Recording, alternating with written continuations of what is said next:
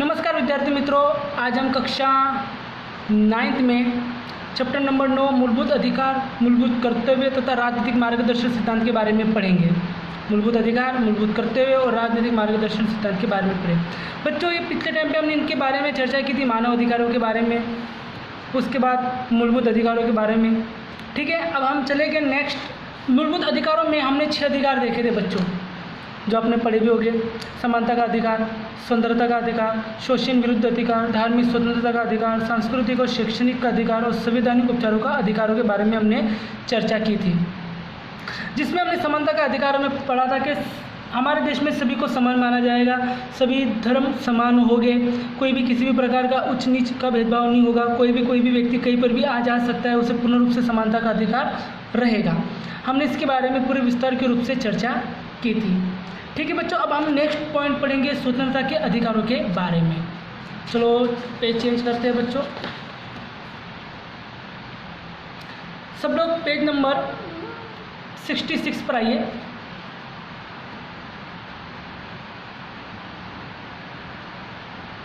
ठीक है बच्चों, जिसमें हम पढ़ेंगे स्वतंत्रता के अधिकार के बारे में।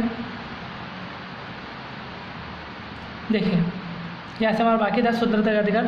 संविधान द्वारा भारत के नागरिक को 6 प्रकार की स्वतंत्रता प्रदान की गई है। मतलब हमारे देश के संविधान के अनुसार हमें 6 प्रकार के स्वतंत्रता के अधिकार दिए गए, जो निम्नानुसार है कि वाणी, अभिव्यक्ति की स्वतंत्रता। अभिव्यक्ति, वाणी यानी हम स्वतंत्र रूप से बोलने का हमें पूर्ण रूप से अधिकार है, लेकिन हम किसकी टिप्पणी नहीं कर सकते। हमें स्वतंत्रता का अधिकार वाणी में मिला है कि हम पूर्ण रूप से बोलने में स्वतंत्रता हमें प्राप्त हुई, लेकिन हम किसी की गलत रूप से टिप्पणी नहीं कर सकते। शांति और अहिंसक रीति से एकत्रित होने, सभा करने की स्वतंत्रता। शांति रूप से अहिंसक यानी हिंसा न करके हम एक हो सकते हैं। सभी व्यक्ति एकजुट होने पर हम शांति रूप से एकजुट हो सकते हैं, अहिंसक रूप से हम एकत्रित हो सकते हैं और सभा कर सकते हैं। हमें स्वतंत्र रूप से अधिकार मिला है। संस्था और संघ गठन की स्वतंत्रता, हम संस्था भी स्थापित कर सकते हैं, हमें इसकी भी स्वतंत्रता है। भारत में किसी भी प्रदेश में स्वतंत्रतापूर्वक घूमने फिरने की स्वतंत्रता। हम भारत में किसी भी प्रदेश में किसी भी जगह पर हम पूर्ण रूप से स्वतंत्र है आने जाने के लिए। भारत के किसी भी प्रदेश में किसी भी भाग में रहने की, स्थायी निवास करने की स्वतंत्रता। हम भारत में कहीं पर भी जाकर रह सकते हैं, नौकरी धंधा कर सकते हैं, हमें पूर्ण रूप से स्वतंत्रता है बच्चों। कोई भी व्यवसाय, धंधा, रोजगार, व्यापार करने की स्वतंत्रता। अगर किसी व्यक्ति को व्यवसाय करना हो, धंधा करना हो, रोजगार करना हो, व्यवसाय करने की हमें पूर्ण रूप से क्या दी गई है? स्वतंत्रता दी गई है। अभिव्यक्ति स्वतंत्रता है, शांतिपूर्वक अहिंसक रीति से एकत्रित होने की स्वतंत्रता दी गई है। संस्था स्थापने की स्वतंत्रता दी गई है। भारत में किसी भी जगह पर किसी भी प्रदेश में रहने की स्वतंत्रता है। कोई भी व्यवसाय, धंधा, रोजगारी प्राप्त करने के लिए हम पूर्ण रूप से स्वतंत्रित है बच्चों। अब इसके बाद हम बात करेंगे भारत नागरिकों के व्यक्तित्व और सर्वांगीण विकास और अभिव्यक्ति के लिए, लोकतंत्र और व्यवस्थित संचालन के लिए व्यक्ति तंदुरुस्त और स्वतंत्र जीवन जी सके, इसके लिए इन अधिकारों को विशेष महत्व है। याद रखना बच्चों, ये अधिकार क्यों दिए गए हमें?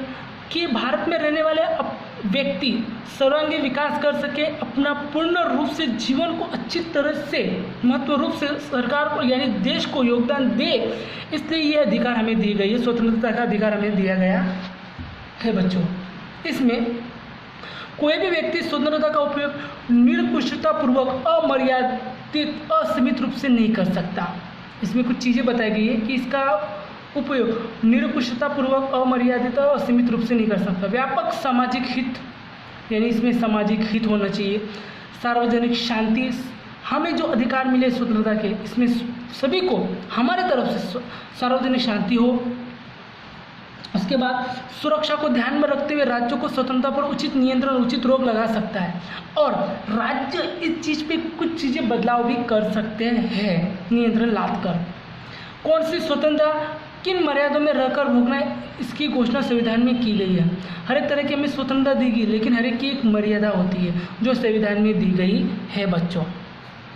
भारतीय नागरिकों को अपने वाणी, विचार अभिव्यक्त करने की स्वतंत्रता प्रदान की गई है। हम भारत के जो नागरिक हो उसे पूर्ण रूप से अपने विचार व्यक्त करने की स्वतंत्रता दी गई है। वो लिखित भी हो सकती है, मौखिक भी हो सकती है या अंग अभिनय द्वारा विचारों को अभिव्यक्त कर सकता है। मतलब हम इशारों में भी अपने विचारों को व्यक्त कर सकते हैं, लेकिन इसके अंतर्गत किसी भी अमर्यादित निरंकुश रीति व्यवहार से करने की छूट नहीं है। यानी कुछ गलत जिससे दूसरे का अहित हो या दूसरे की टिप्पणी हो, वो हमें इसमें स्वतंत्रता दी गई नहीं है बच्चों।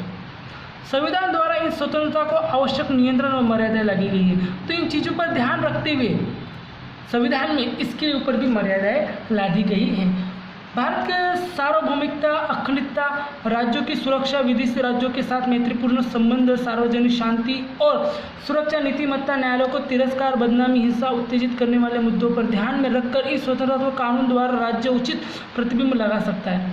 मतलब बच्चों, जो दूसरों के लिए अहित हो, अगर कोई व्यक्ति किसी की निंदा करे, किसी की बदनामी करे या कोई हिंसा करे या किसी का तिरस्कार करे, तो ऐसी चीज़ों पर स्वतंत्रता नहीं मिल सकती। तो इस पे कानून लागू कर पे उस पर प्रतिबंध लगा सकते हैं बच्चों। राज्य द्वारा लगाए गए प्रतिबंध उचित है या नहीं, यह निश्चित करने की सत्ता न्यायालय पे दी गई। यानी व्यक्ति किस प्रकार की स्वतंत्रता का उपयोग कर रहा है, जिसमें किसी को नुकसान हो रहा है या नहीं, इस चीज़ की जांच खोज कर सकता है न्यायतंत्र। अखबारी स्वतंत्रता के अंतर्गत विचारों को अभिप्राय द्वारा सार्वजनिक हित के अग्रसर करने का उद्देश्य है। मतलब यहाँ पर अखबारों को पूर्ण रूप से क्या दी गई है, स्वतंत्रता दी गई है बच्चों, सार्वजनिक हित के लिए। सार्वजनिक हित को ध्यान में रखते हुए अखबार इन चीज़ों को अभिव्यक्त कर सकता है। हम न्यूज़पेपर पढ़ते हैं, टेलीविज़न देखते हैं, तो इन चीज़ों में जो चीज़ें हमें देखने को सुनने को मिलती है, तो उनको स्वतंत्रता उस चीज़ों के लिए मिली है, लेकिन पूर्ण रूप से सार्वजनिक रूप से प्रति व्यक्ति इसका उपयोग नहीं कर सकता।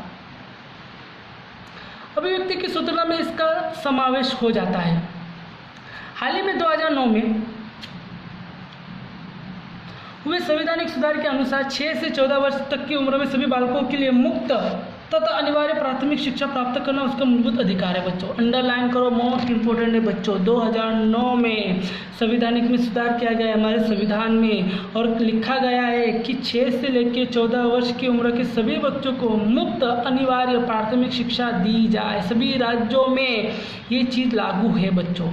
अगर अपराध के समय एक व्यक्ति द्वारा किया गया कृत्य अपराध नहीं माना जाता, क्या किया गया बच्चों यहाँ पर, अगर अपराध के समय एक व्यक्ति द्वारा किया गया कृत्य अपराध नहीं माना जाता है, तो उसके लिए उसे सजा नहीं दी जा सकती। इसी प्रकार से किसी अपराध के लिए निर्धारित सजा से अधिक सजा या एक से व्यक्ति को एक गुनाह के लिए एक से अधिक बार सजा नहीं दिया जा सकता।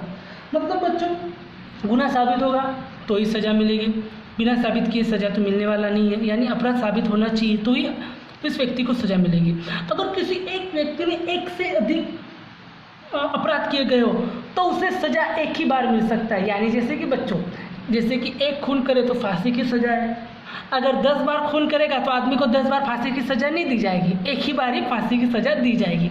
इसका मतलब ऐसा समझकर आप चलो। कानून द्वारा स्थापित व्यवस्था के अनुसार किसी भी व्यक्ति को उसके जीवन, व्यक्तिगत स्वतंत्रता की वंचित नहीं किया जा सकता।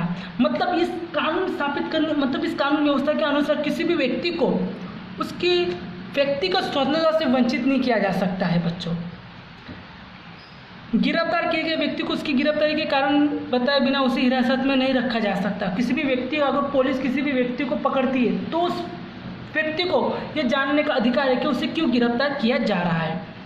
ऐसे व्यक्ति को अपने बचाव के लिए वकील की सलाह लेना, बचाव के लिए अपना पक्ष प्रस्तुत करने का अधिकार है। अगर वो व्यक्ति अपना वकील लेना चाहे, अपना पक्ष अपना रखे, तो उसे पूर्ण रूप से अपना पक्ष रखने का भी अधिकार दिया गया।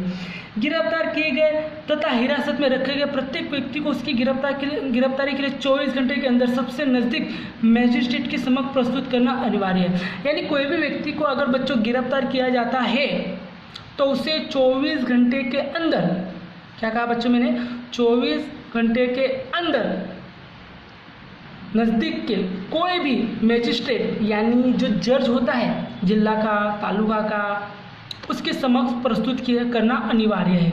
उसे 24 घंटे के ऊपर जेल में नहीं रखा जा सकता है बच्चों। अब नेक्स्ट टॉपिक की ओर चलते हैं बच्चों।